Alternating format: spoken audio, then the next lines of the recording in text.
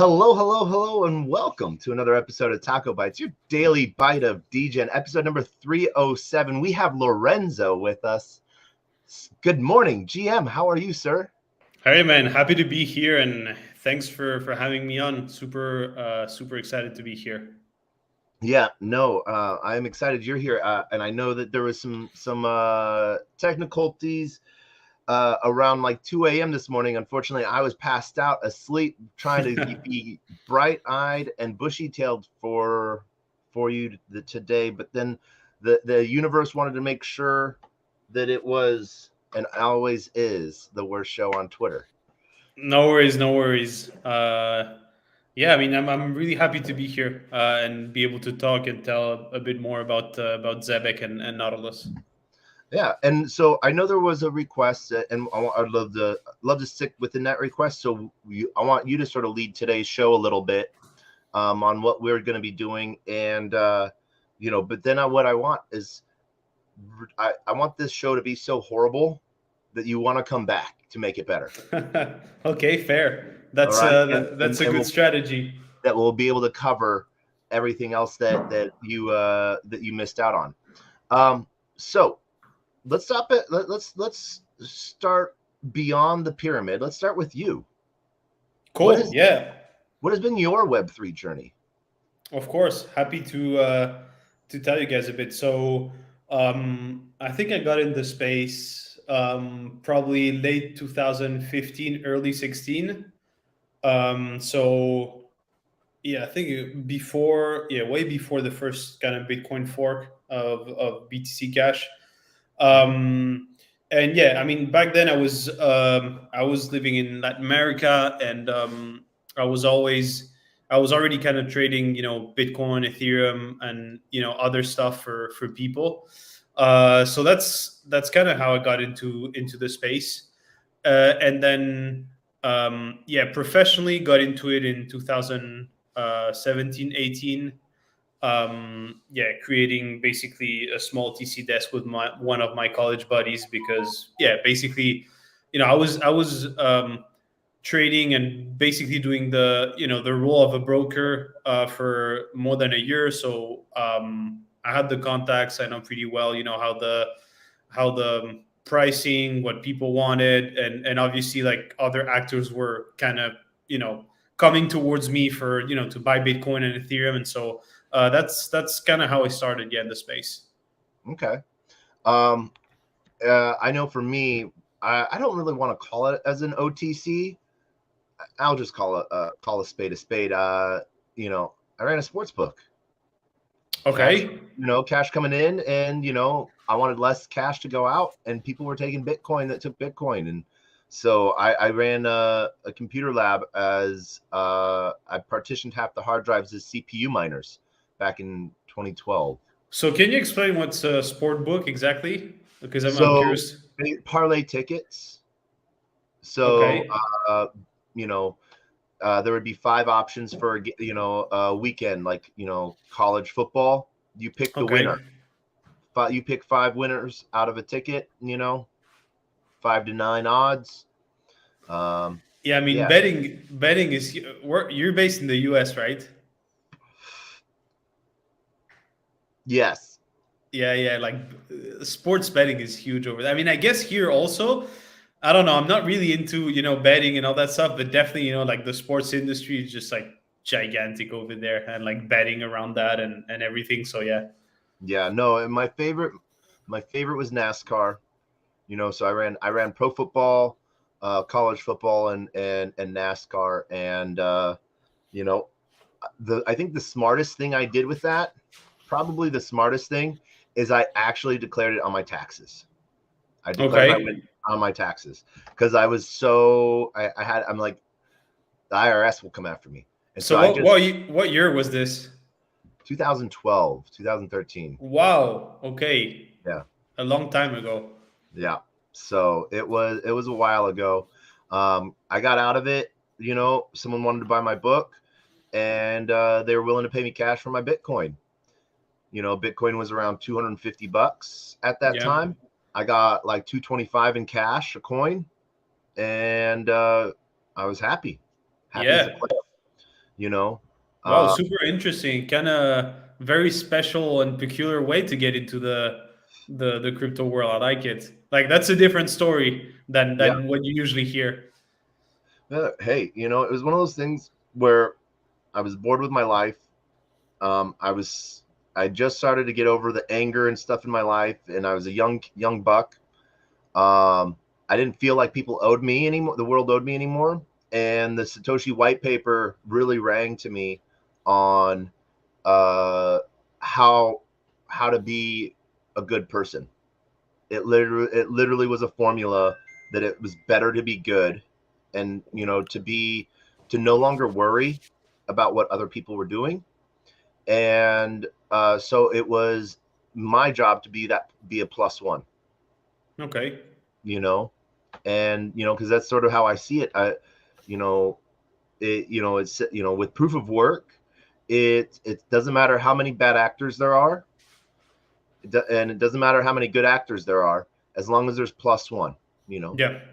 so it's as long as I'm feeling that I'm doing myself to be a plus one, I'm hoping that the next person can be, and the people that I surround myself with, and continuously go that way. So yeah. Yeah. Fair enough. I mean, that's really cool. Really cool. Yeah. So that's and when did you join Zybeck? Yeah. So I joined Zebek in January this year. So January. Okay. pretty recently. Yeah. But yeah, it's been great. Like we have a lot of initiatives going on, and so yeah, I mean, happy to talk about whatever you guys want. Happy to share the Yeah. story. No, I know. So my rough outline of history is started in 2001, payment processing, Solana fork, using proof of history, and proof of stake, and you're using that as your execution layer, and then you're using Neon Labs, their interpolability uh, palettes for settlement as well on, was it Polygon or on Ethereum? Yeah, so maybe I can start. I can start from maybe the macro picture. We can go into Yeah, let's. yeah. So so Zevek Labs, the I would say like the first company and the one that's that has everything underneath.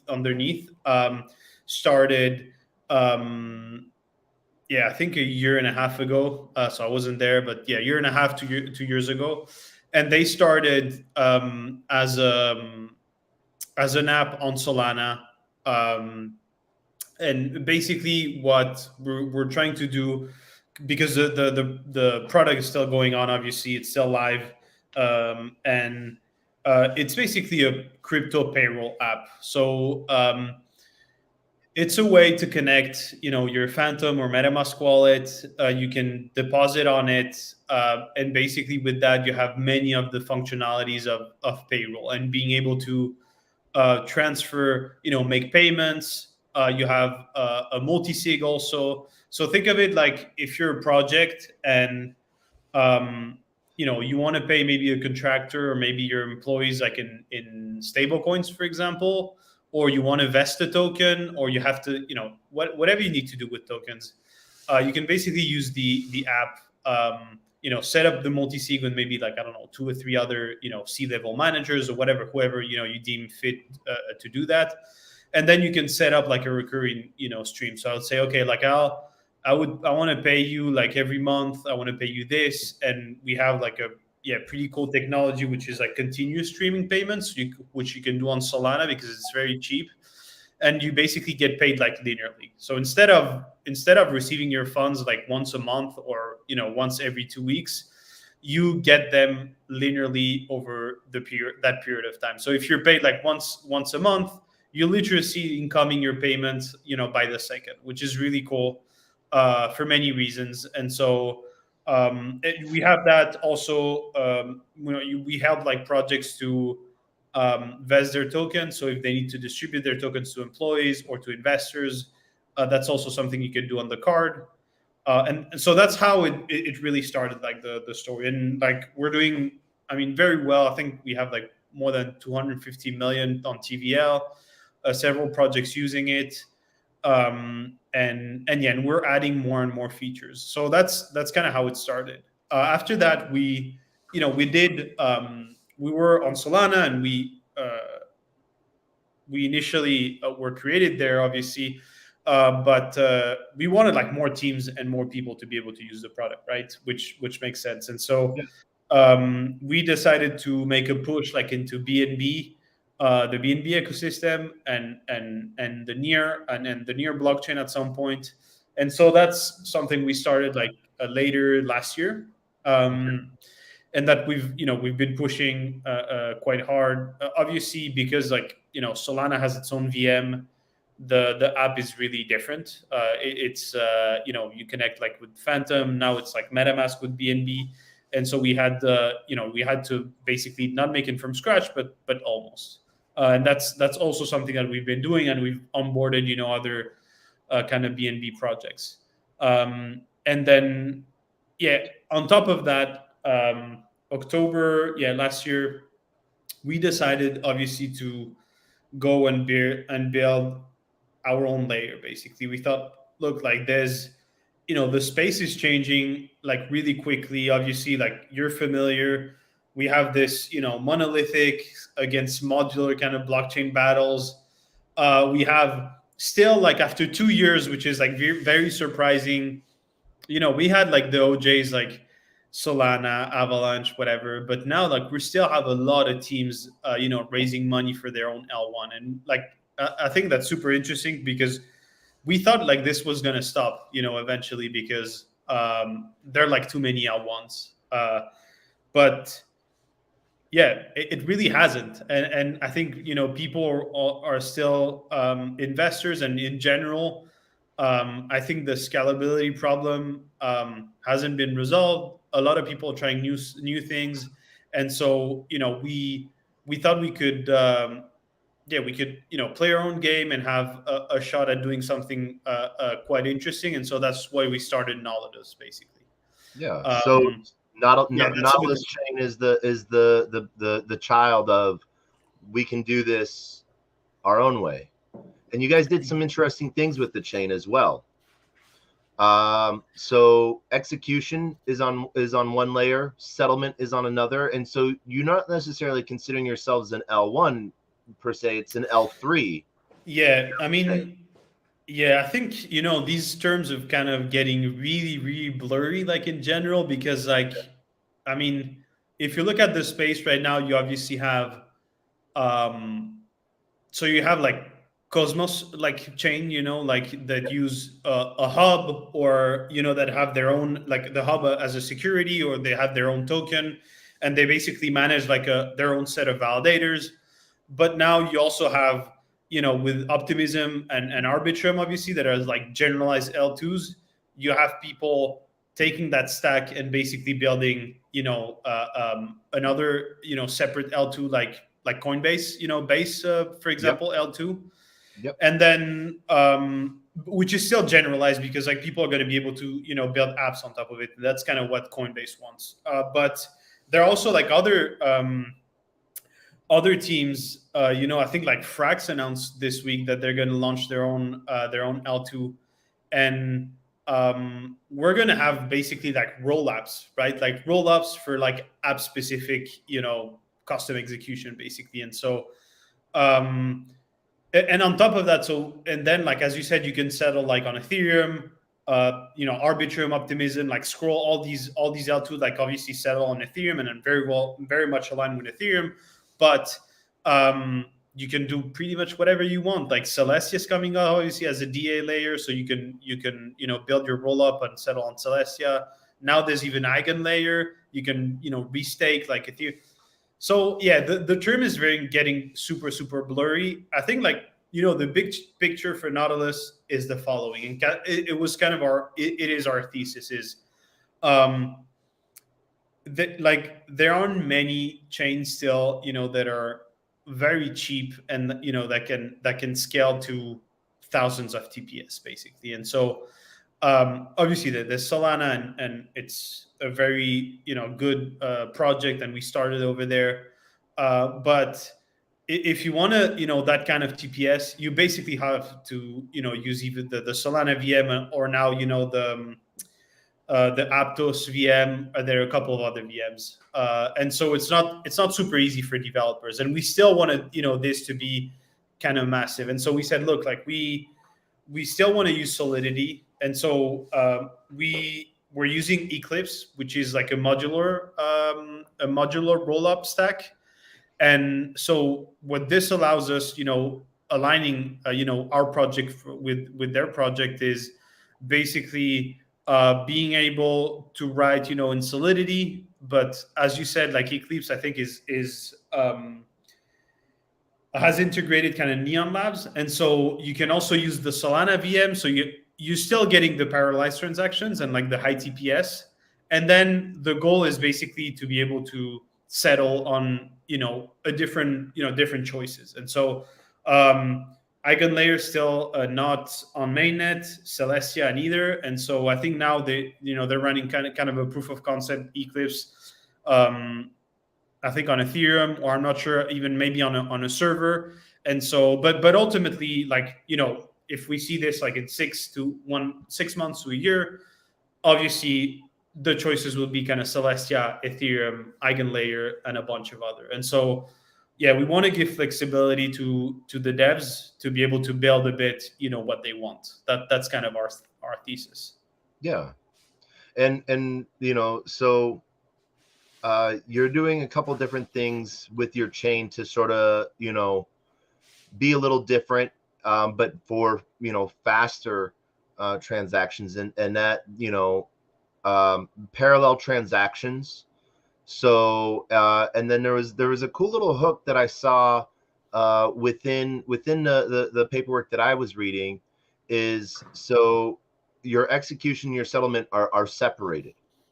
And so then that way executions can happen in parallel and faster, and then settlement happens for finality of block. And obviously for TPS, transactions per second, that's always a big worry, that's a big question, but it's really like, sometimes, is it really needed? Because we see Ethereum going at like, 20 now, since Shanghai, like around 28, 27, 26 transactions per second, on a good day, when it gets clogged up back down into the 18 range, That's a good question. I think it's super interesting because like right now, you're right. Like we have like, I think if you go on L2Beat, like even the the L2s, they're doing way less TPS than what their capabilities are. Yeah. And I think you're right. I think like there's two kind of ways to think about this. Number one is, obviously you can have like the theoretical like kind of capabilities, but then like you need the activity. And now like we're in a bear market, and like we have like 35 different L2s, 1,000 bridges, and still like if you want to like most of the liquidity is on ETH L1, right? Like if you see the Pepe meme coin and a lot of the very high whale stuff, it's still on the L1. Like that's I don't think it's changing like very very soon. So yeah, that's one thing. The other thing is I think it really depends what you're targeting in terms of use cases. So I think, for example, like gaming is very interesting, and you need, like, it depends how much of the game you put on chain, but you kind of need like a lot of TPS. Like if you see like I was looking at the other day, like the best games in the world, like how many concurrent like players they have, like basically the number of players that are playing like at the same time. So no active, monthly active users, but basically at the same time. Yep. And I think it's like 300K, 500K users, and so if you look at, if they want to do an action like a click, something that has logic, every like 10 or 20 seconds, like you basically do the math, and nowadays you can't really do that like on a block in any blockchain. Like you basically clog everything. So yeah, like to answer your question, I think now there's not a lot of things going on, and so a lot of the L2s are basically. I mean, even the L1, I think right now we have like 15 Gwei on the L1, so it's you could think like, what? Why are we even doing all of this? Like nobody wants to use even Ethereum L1, but it always kind of has been this way where you have to prepare during the bear market, and then during the bull market, then you better have your kind of the machine working very properly because activity is going to pick up. And so yeah, we're not really thinking of that right now. We're obviously like pretty early on testnet, and we think we're going to get to mainnet like in the coming month, more or less. Yep. So yeah, but I think it's still important to have you know um, yeah, theoretical but also like very practical, like high throughput and TPS. I think it's still very useful. Yeah, no, and if, especially if you're looking at it as a gaming piece too, that's why a lot of data, for games, you know, it's it's stored off chain. They're not on blockchain, and that's sort of where I heard there's part of your part is not going to be stored on chain at this time, right? And so it expands the use case for it at this time. You want to touch Yeah, on I that? mean, yeah, I mean to be completely honest, we really want this to be like a general kind of yeah, blockchain. Like we're trying to onboard like all types of projects. Obviously we want like DeFi, NFT marketplaces and everything around NFTs. Also we're talking to some gaming companies.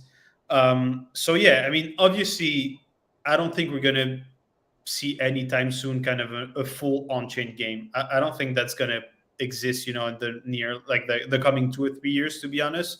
Yep. I don't even know if it's useful and if people want that, to be honest, also, which I think is the question that nobody's kind of asking themselves. So yeah, we I mean, we'll see, but I don't think we're going to see like a full on-chain game anytime soon. And so yeah, we're still talking to a lot of interesting kind of NFT and gaming use cases, but yeah, I'm not the most technical guy, so like, but obviously I think a lot of it will be stored like off-chain for sure. All right, so take those questions off. No, well, no. So, and I agree with you. Like right now, it's cumbersome, it's burdensome for blockchains to for games to have everything on chain.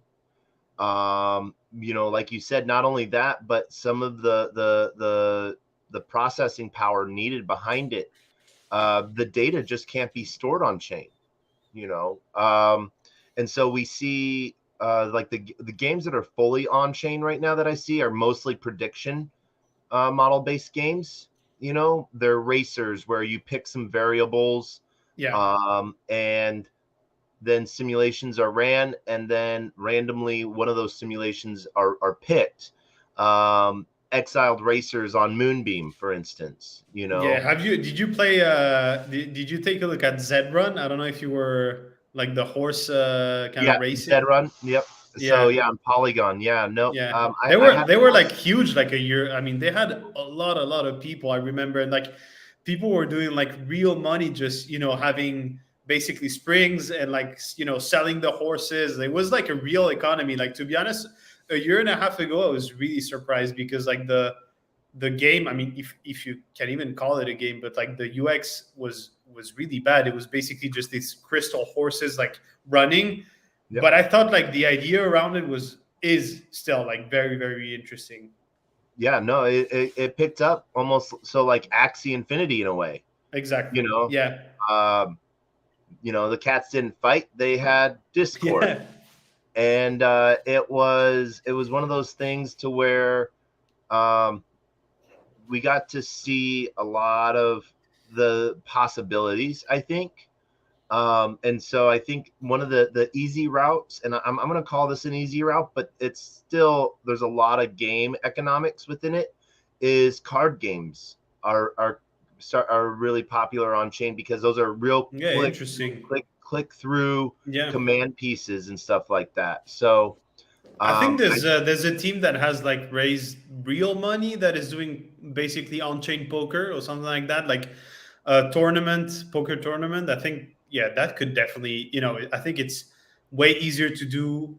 You don't have a lot of graphics or like a lot of on-chain basically data to yeah. put on chain, and yeah, definitely, like if you could have your .eth and get paid, do tournaments like that would be, that would be very cool. So yeah, Yeah, there's Ape in Poker. I know is fully okay. on chain. They're built on Solana. And then there's a couple others. I was just at the Solana hackathon right after me and Elena met at the AI blockchain summit that was here in Nice. New York. I went to the 5 days at Solana hackathon. One of the really interesting, there was a ton of interesting things being built, but one guy actually was building games inside of NFTs Okay. game, and so he then made an emulator that the app was, and so the games are built inside the NFT, and he used Nintendo Builder. Wow. So That's yeah, cool. How was and, the event overall? Like, were there like other really cool things? oh yeah, no, there was everything. I talk about this kid a lot. So it makes me feel like I haven't accomplished anything in my life. This kid just turned 18. Um, and he created a on-chain piece of storing knowledge for voice to text, and then the text is turned into an AI avatar doing sign language. Wow. Okay. I talk about Is the he and using like Solana. a? Is he using AI or something like that to? Yeah, so he's doing Yeah. two parts to that, and but yeah, so the you see a lot of people using AI avatars for voice to or text to voice. This one completely rearranges it and does voice to text for the AI to read it to then give, the signaling for an AI avatar to do some ASL. And you're just like, That's great. Yeah, that's crazy. I mean, I think like to be honest, like I don't know what you think about obviously kind of the boom in AI that we've had, but um, it's hard to imagine like all the things. I mean, it's very easy to imagine, what's going to be possible with AI, but then like the intersection with AI with crypto, I think yeah, like I haven't even thought about it, but I think we're gonna see like in the next couple of years that there's gonna be some very interesting stuff. Um, so yeah, no, I imagine that a lot of people doing really, really cool things. I guess though, like I think we still need, yeah, like coming back to we were talking about the games, and I think like it's like you said, like it's definitely important, to have um, more options for developers where they kind of can mix and match, or they can build some parts of the stack that they're really good at, and others using something that is already on the market. But then like I think we need to focus a bit more, and DeFi also is like just doing making products that just people want to play, and want to use. I think like in the games, that's kind of been the hard part. Like I haven't seen, like I don't know, I'm asking you also, like have you played like a crypto game that was really, really good, and like you weren't doing it for money or for farming, or for basically trying out the game because like some friend told you to do it, but because you said, wow, that this is like Call of Duty good, you know what I mean? Call of Duty good. I haven't come across yet. Um, the two game. Well, I'm playing three blockchain games right now that I'm sort of focusing on. One is Honeyland. They launched finally on Okay. mobile app, and that's on Solana. The other one is um, Blast Royale, where they did a split. It's almost, I guess, it falls into that Fortnite quality type of game of player versus King of the Hill, you Okay. know. And that one's a really cool one because they made it a split layer of it's free to play, download it either in the Apple Store or the Google Play Store. Um, but then where they separated the NFT stuff is online. If you go to the website and then you go to your Blast Hub where you just sign in with your user ID from the game, you can then have access to the marketplace for different weapons and stuff like that that are NFTs that let you earn Right. on-chain rewards. And so they separated that out. And I don't know if that was to circumvent Apple's thing that they Right. have. Um, you know, and then they have, so you can play it. You don't have to buy NFTs. It's free to play. You can level up a character, or you can go online and get the NFTs on Polygon and power up and then earn on-chain rewards that way as well. The other game, and I've played a couple of them within the WeMix universe. Okay. A lot of them fall into the idle hero category. They have their own privacy chains for on-chain mechanics that you can bridge to Clayton real easily. So they have a couple different layers. But I really like seeing a lot of the development out of WeMix. One of the really weird things is I'm into a lot of the blank to earn apps. Move to Yeah. earn, drive to earn, use your That cell was phone to earn. You that know, was man, like so much money has been poured into this, and yeah, I don't know. I think we could have, VCs could have spent their money a bit, yeah, more wisely. I don't know. I think it's. What do you think of that? So there's two parts to it. There's like coin XYZ, which is they're working to data map the world, you know. So you're providing real world data anonymously, that will is laying out a plan for future use, almost along the lines like Helium is. Okay, Uh, like Hive Mapper, for example. like Hive map it. So you're producing real stuff Right. and getting rewarded for it. I think with Coin, the same thing, XYZ Labs, and they're doing sort of the same thing. We have Moonfit, which is doing the same thing on Moonbeam, Okay. a mainnet parachain of Polkadot. We have, I'm using Heal 3 or Health 3, I think, which is built on a star, another parachain of Polkadot. And then the most famous one I think right now is Steppen. Yeah, Steppen. Yeah, yeah. I So, don't know. Like a year ago, they were. I mean, everybody was talking about them. I mean, I haven't, used it to be honest with you because I think you need to.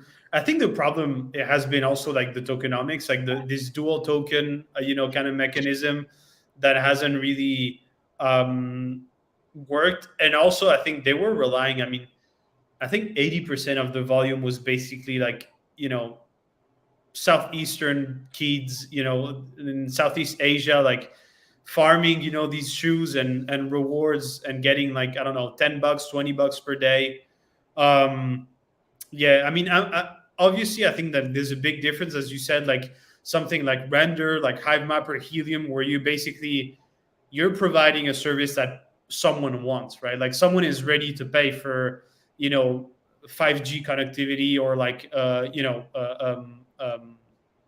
Google Maps API call or whatever, like obviously people are ready to pay for that, and I think it's very different. But I think like a game where you don't have like someone that is you're basically doing for fun, right? Like you don't want to access like a product or something. Yeah, I think it's way more difficult, and I don't really know what they've been up to. I mean, but yeah, I think they're still up and running, this, obviously, and yeah, yeah, I know. Most recently, in the last month, they announced a partnership with the Apple Play Store, so yeah, people I could saw buy that. right within the app, and it does fall under that 30% rule that Apple charges, and that's passed on to the user, which sort of sucks, but I understand it. Um, So how does that? Do you need to like buy a pair of shoes to start like playing the game? you buy a shoe, yeah. Um, Okay. and you can to earn more rewards, and they do that GMT token and the Yeah. GMC token or something like Yeah, that. yeah, yeah, yeah. I remember. I Yep. remember. And but Yeah. they're built between ETH, BNB, and Solana, so you can sort of pick your poison on which one you want to do. Okay. Okay. Okay. Interesting. Yeah. I mean, yeah. I guess the well, I mean, we'll see. There's also like there's very big one, but I think they were like in Web 2, and now they basically transitioned to is Sweatcoin. I don't know if you know about it. I'm a Sweatcoin user as well. Yeah, yeah, I yeah. I mean, they're huge. I mean, I think they have like 110 million user like in their Web 2 app, I think. Yep. And obviously now I think they're one of, I don't know if the biggest app in crypto, like they're on the near blockchain. Yep. So yeah, I think they're trying to do something similar, but yeah, I think it's less gameable and basically more like a fitness app. But yeah, Yeah. No, and well, what I like about Sweatcoin compared to all the other ones is it runs in the background too. okay. There's another one, Step Miner, same thing. So what does that mean exactly? That you don't need to open the app; it's always on. Like Yep, it's counting my okay, steps. interesting. You So know, do you go for a run and like how do you, or you just always have it on and well, it's always running in the background. If I'm going for a run, and this is where I go for 5-minute runs, and I will paraphrase this with, I hate Dan so much. I hate Dan. Dan the Lost Boy, I hate you. And now to give that premise is he challenged me to the 5-minute run a day. oh, So, okay, I didn't know that. That was a, is that like a famous challenge? oh no, I don't think so. I don't think it's a famous challenge. It's an infamous challenge that I fell for, and so I worked for this 5-minute run. And you would think going for a 5-minute run is really easy around your day. No, No, I yeah, mean depends, man. Yeah, yeah, yeah. no, I agree. But there's that one. One of the ones that I like is that I also use is Demio. Drive I don't know that one. No. DIMO. So Okay. same, it takes all of my car data and puts it on chain first before it goes to like GM. So it interlays between, Okay. they have an OBD plugin version for non-smart cars. And then if cars have like an OnStar interface or like a Tesla, they can be that bridge in between. So I really like, How's the name? Demio? yeah, Demio, Okay. DIMO. I'm gonna check it out. And is it like it's live, I guess? Yeah. Oh yeah, it's been live for a year and a half now. Okay, interesting. Yeah. Yeah, I think like for us, I mean, coming back a bit to like to Nautilus, like we definitely, we want to bring like people obviously to build stuff on our chain. Some, there's a lot of I think there's a lot of DeFi, teams or games that want to go multi-chain, obviously that they have some game already, and either they're not seeing a lot of traction, or they've already deployed and they want to be on other chains. So that's number one. Number two is just like teams maybe doing something from scratch, and they want a chain where basically where is cheap to deploy and where they can iterate like pretty fast. um and then yeah, we're also we kind of have like a dual strategy, I would say, where we incubate some projects, and we're also working on a grant program. So there are like some projects that are incubated from scratch. We help them with marketing, with on the technical side also, because we have a dev team, obviously. So yeah, we really have like different different ways that we can help teams, um which I think is cool. But obviously, like ultimately, it's kind of I feel almost like always for these, the gaming and yeah, especially gaming and DeFi also, it's obviously everything is on the founder, right? Like they need to come up with these crazy ideas to and where you can help them or back them. But yeah, I think it's going to be like an interesting year. Yeah. And so following into that piece, you know what you have with devs and your, hackathons, you guys actually have a hackathon going on in Stanford, uh, Yeah, yeah, yeah. right? Yeah, exactly. So we have a hackathon going on. So I'm not the one in charge of that, to be honest with you, but we do. We have, I think we have 150 teams that have applied to the hackathon. It's hybrid. We're doing, a bit on site, and also a lot of the teams that are kind of doing remote. So yeah, it's called like the Boundless Hackathon. People can check our website on Nautilus or even Zebek. You'll find the link.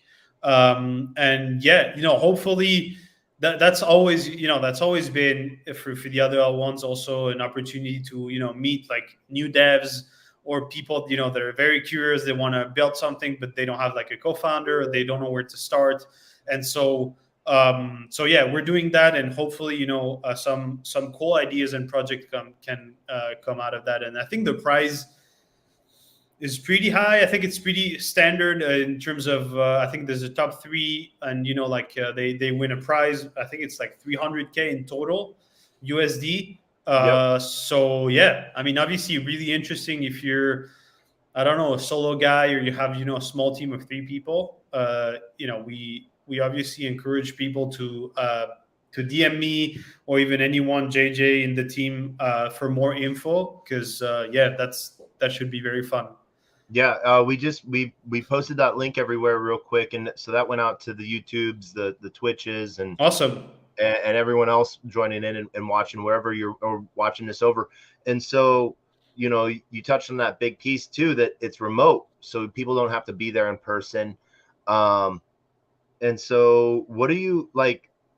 Two questions with hackathons: are you doing grants to winners, or are you doing milestone grants so people don't just come up with a half-baked idea that they spent 3 days working on, and then they shell it and they leave? Or are you doing milestone grants to where, like, cool, you won this for the work you've done, and then you'll win this and this for finalizing it? Yeah, it's a good question. So, I mean, first of all, like on the remote stuff, I think like we haven't mentioned, but like we have a really big community in Asia. So we have an important presence like in China, because we have a part of the team there, but also because Zebek had like a big community initially over there. And so, as you said, I mean, Stanford is very cool, but it's very far, like for a lot of people, and we didn't want to, penalize. Um, and nowadays obviously everything is kind of remote, so it makes sense. For the other one, I think I don't want to say it for sure, because again, like Wes is taking care of this, but I definitely think it's going to be milestone based. Obviously, like there's going to be a portion that you get as a prize, but then it will be kind of a grant structure where, based on milestones, you'll be able to unlock a future funds, definitely. And I think, yeah, lately, I mean, I don't know, that's mostly been the normal process, I think, in hackathons. Yeah, that's been taking over, which has been made me really happy, because you'd have a lot of ghost shell projects that would win, but then they would walk away and go just hit up the next hackathon, and you're like, Really? You've seen that? yeah, yeah, Okay, interesting. Yeah, I yeah, didn't know actually that it was a thing. But yeah, I guess obviously, like, if there are no milestones and you just get like 50K or whatever, you can obviously do that. So yeah. yeah. But no, so with Nautilus Chain, you're looking at being not only, a payment processor for companies, for industries and projects, and so like I see that, and you said you have a lot of different projects that you were supporting when you were an app on Solana. So was it like a lot of NFT projects? What does your customer base look like right now? Yeah, it's a good question. So yeah, I actually haven't mentioned this, but obviously, as I said, like we have Nautilus, right? And before that, we had the Zebek app, and we have the BNB app. Um, we want to port those apps into Nautilus, like the blockchain, because it's going to be even cheaper than Solana in terms of fees and TPS, and so it makes a lot of sense, like in terms of the use cases that we're having and that we want to unlock, right? If you think like of payroll, like real time payments, vesting schedules, those are kind of use cases that we want to tap into, and that can really benefit from very low fees and speed. And so we're going to port those clients and also the apps onto the Nautilus chain. So that's number one. Number two, yeah, to answer your question, we so it's a very good question. So who were basically the projects? Like it's a very, we think of it like very B2B2C kind of the kind of product, because we obviously we partner with other projects. So you can use it. It's completely permissionless, number one. So you don't need to be whitelisted. You don't need an email, whatever. It's really, really Web3 and permission less. So um, we would obviously, the best way would be for the project to use it. So if you're paying your employees in stable coins, or you're paying like contractors, or your fund or VC that obviously needs to pay, like to invest in projects, whatever, really any of these kind of use cases, um, you would use the app, and the other person that you're paying to, so the contractor or your employees, would also kind of use the app. But I would say the tricky thing here is, obviously, we would have contact with the team, but then the team is obviously paying someone else, and so that other person also needs to install kind of the Zebek app. And so yeah, it's quite hard, but we've had NFT projects, as you said, really like a lot of variety, like a lot of projects on Solana.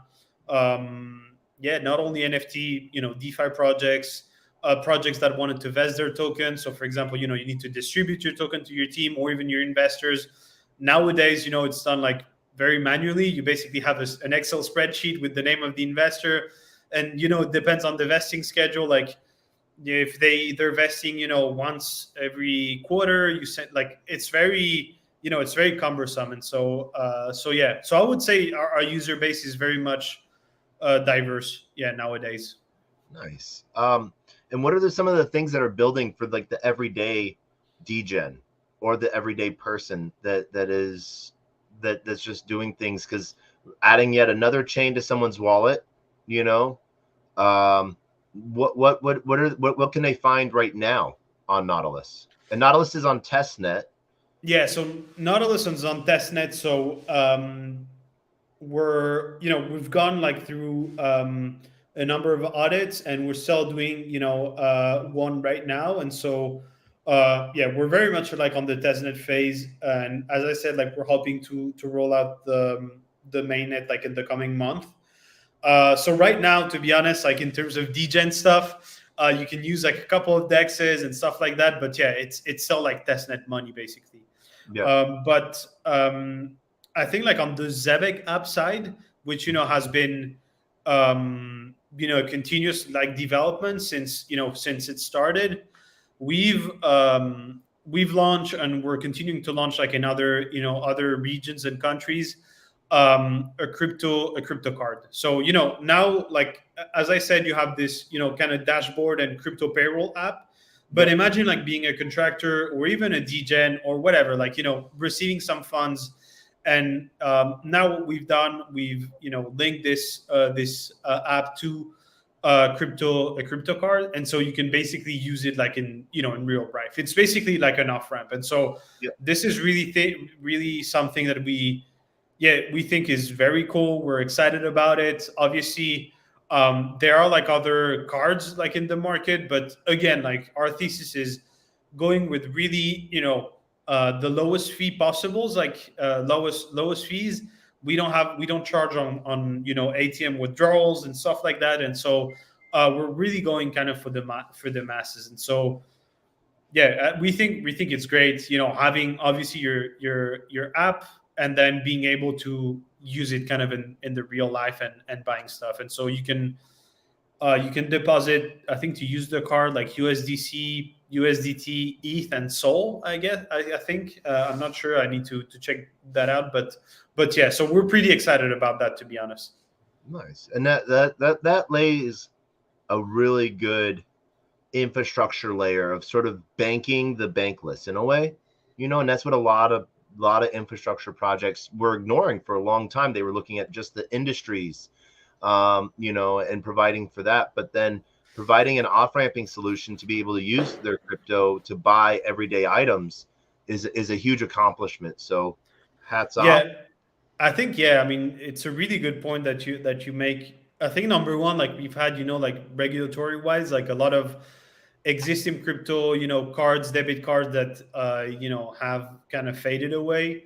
And the other thing, that I would point out, obviously, like we're not as big as Binance Card or Crypto.com card, but they're brokers, like they're exchanges. They're not, their app is not custom made for like payroll and payments in general, and that's kind of what we do. And so we think that's where we have the advantage, where we've been having the app, we've been doing payroll, token management, payments for over a year and a half. And so that's really where we think we have our expertise and say, look, like we can have like better experience, or we can have like better pricing, we can like link more like features into the card. And so yeah, that's definitely our strategy. But obviously, the market is open. There are like already some debit or even crypto, even credit cards in the market. I'm not sure. And so yeah, but we're happy. And again, like it's a very fragmented kind of market, because obviously, like in Europe, for example, like there's a different language for every country. They use like the payments, like payments are very different. There are some countries that use more debit card, other credit card, other more like wire. And so also that part is very interesting, and it's very different from Asia. And so yeah, that's kind of a whole new thing that we have to tackle. But yeah, pretty happy about it. All right. Here's the hard question on that. This is always sort of brought up a lot with payment processing and stuff like that, and payroll and employees. That privacy side of employees being, the beauty of blockchain is that it's anyone can look on a block explorer and see everything. What are you guys doing to protect people's privacy on payment side? Is that something you've been able to tackle yet? Yeah, it's a good question. So I think without getting too technical, because I'm not so, but I think on the Nautilus front, the kind of roll up that we're using is optimistic. So we're using optimistic roll ups. But eventually, like we've seen in the market, different ZK VMs, or zero knowledge proof kind of L2s, and we will like incorporate zero knowledge technology into the chain. I think, like, to be honest with you, privacy is definitely something that we care about. And I think it's been kind of a problem, like on L1s and L2s in general. To be completely honest with you, I think it's better like to get the user base and then to think about that, because in terms of UX UI and usability, obviously you want to make sure like you have the user base, people want to use your product, and then you can kind of think about that. But obviously, as I said, we're already thinking of using ZK, zero knowledge technology on our roll up, and to be able to basically make some parts of the stack more private. So yeah, we're also excited about that. But I think now, obviously, as we're talking about the testnet and mainnet launch, it's not really the priority, but will definitely be. Yeah. Okay, good. So what's the big call to action today for people that will listen to this today, listen to this tomorrow? What's the big call to action there? Yeah, good question, sir. For different kind of verticals, I mean, different people. For Any dev that is interested, in the tech or in building on Nautilus, DM me on Twitter or on Telegram. Go on the Telegram chat and ask for help or to talk to any guy from the Nautilus or Zebek side, and we'll be happy to help. Um, if you're obviously a user, a bit of patience right now, like on the test net, but we're going to roll out the mainnet pretty soon. You can, and you'll be able to use obviously a lot of the DeFi apps and other projects that we've onboarded. Again, I think it's cheap, so it's really cheap. So um, yeah, you can have like $50 in your wallet and still have fun. You can use it, and you're not gonna lose like $10 on gas fees. So that's for users. For projects and any for big projects that are already live and that are interested like in what we're building, same thing. Just contact us, and we'd be happy to talk to you and see how we can find synergies between Nautilus and the project. So yeah, that's kind of the call to actions that I have. And obviously, like, join the Telegram channels to have fun. We have, as you said, like the hackathon that is running like in the coming weeks and with prizes. So that should be fun also.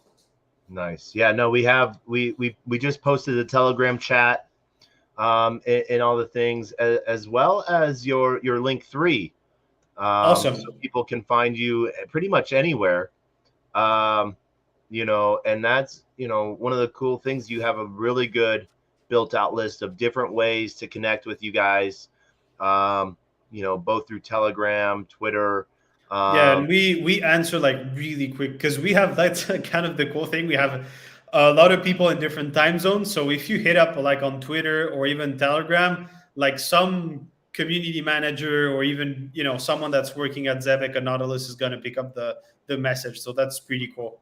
Yeah, and we have to always paraphrase this, because I saw that on your Zybeck help desk too, you heard that some people are trying to represent as mods, asking for wallet addresses and everything like that. Mods will never ask for seed phrases or private information.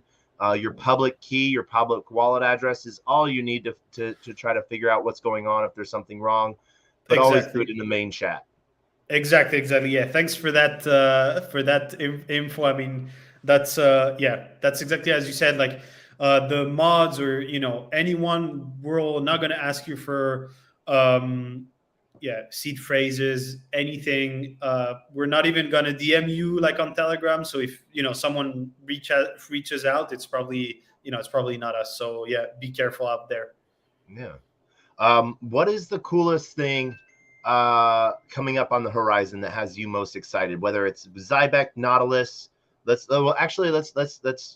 see what do you think is what's the coolest upcoming thing within Zybeck and Nautilus, and then we'll go to the rest of Web3. Yeah, very, very good question. So I think on the Zebek side, I would say we're onboarding like real world kind of payroll companies. So I can't say a lot about this because like it's still it's a bit of alpha, but I'm really excited about that. So I'm kind of, I would say, like more real world use cases. So excited about that. On the Nautilus side, we're kind of incubating and creating a project from scratch called Plutus, which is also real world assets. So to bring basically real yield onto the chain. So it's very kind of early stage, but we're very, very we're very excited about it. So that's on the Nautilus kind of side. And then on Web3 in general, you said, or Web3 in general, what's got you excited? So Web3 in general, wow, that's a good question.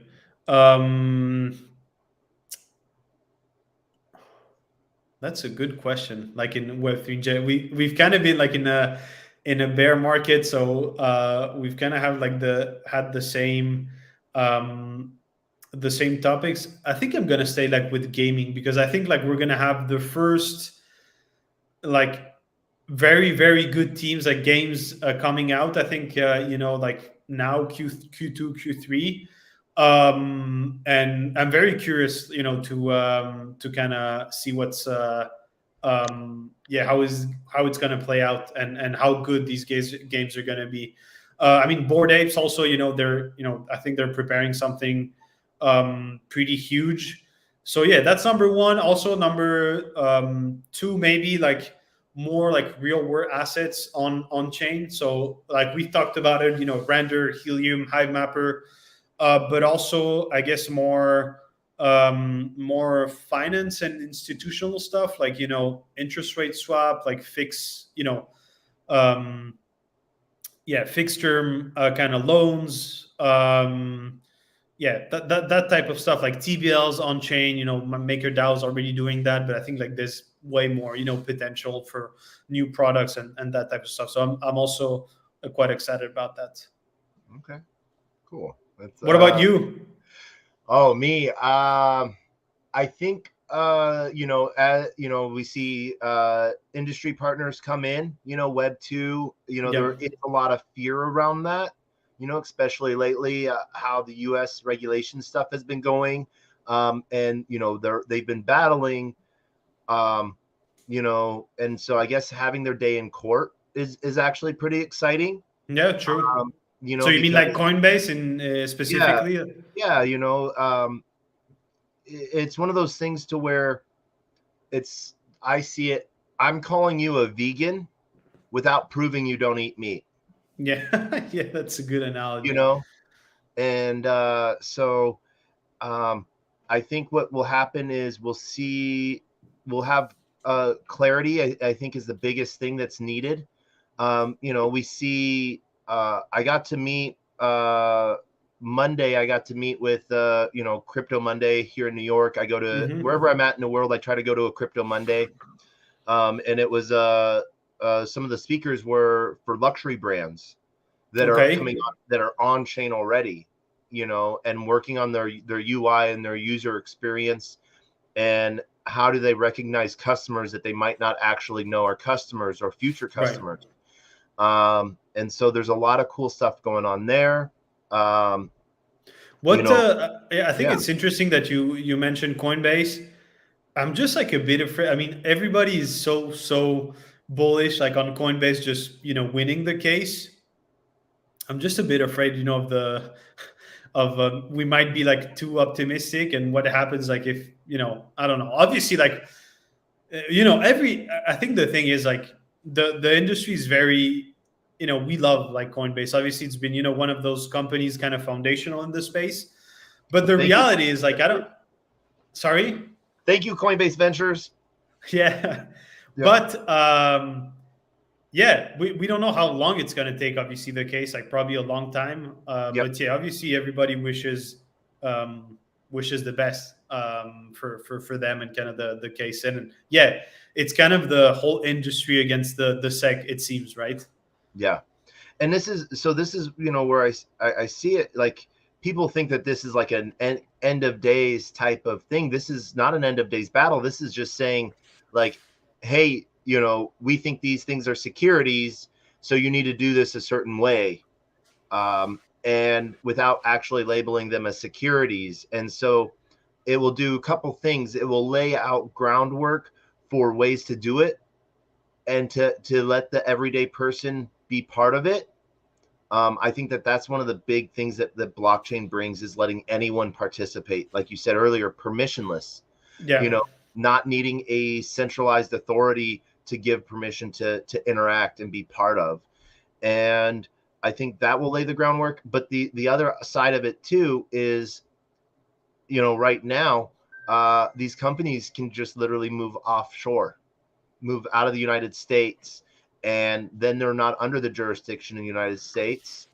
Technically, there might be, you know, people might have arms and thoughts about that as well.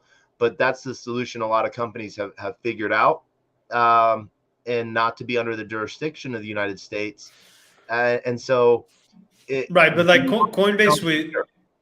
I mean, they still have their 99. I mean, I don't know the percentage actually, but they have like 80% of their business like in the US, obviously.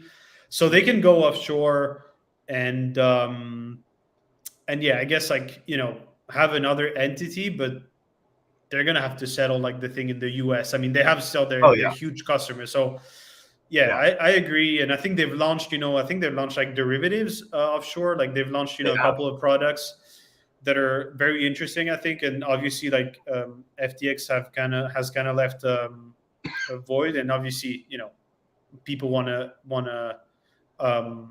want to take that market share. But yeah, something is going to be they're going to have to settle the thing in the US and see what's happening. Yeah, no. I think as we see more countries adopt Web3 and blockchain for stables for their own, economies, we'll see a proliferation of use cases. The alpha that I have is, Oh, give me some alpha. Trinidad. Trinidad's looking at coming on. Trini- Yeah, the island nation of Trinidad Okay, is, interesting. is coming on, Okay. and so they're working So on. like you mean like for companies to register like in Trinidad? Well, that there's that, but also the nation itself is looking at adding a stable coin. Okay. Ah, wow. As a nation, like a bit like El Yeah, Salvador style. like El Interesting. Salvador, Dominica, a few European countries. So that's my alpha. Interesting. That's my Interesting. alpha. That would be very cool. I mean, Yeah. yeah, we've actually. I mean, there are no CBDC like there's no stable like government stable coin out there yet. Yeah, I think what El Salvador is doing. I mean, I'm not following very closely, but it's definitely interesting.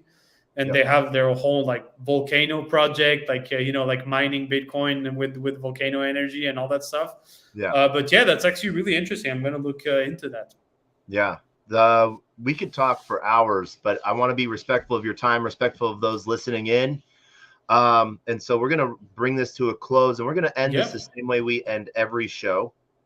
Final thoughts, words of wisdom, and then the best joke on the face of the planet.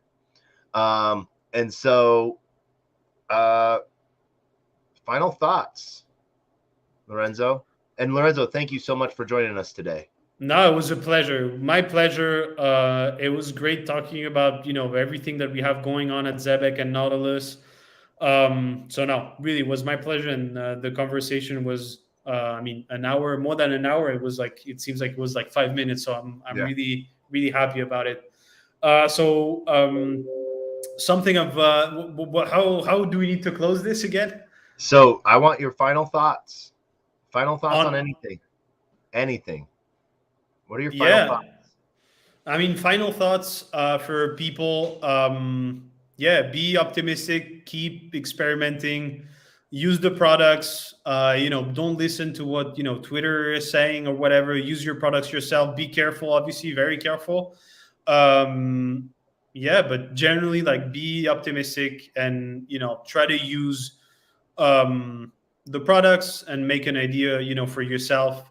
So yeah, that's what I would say. My final thoughts.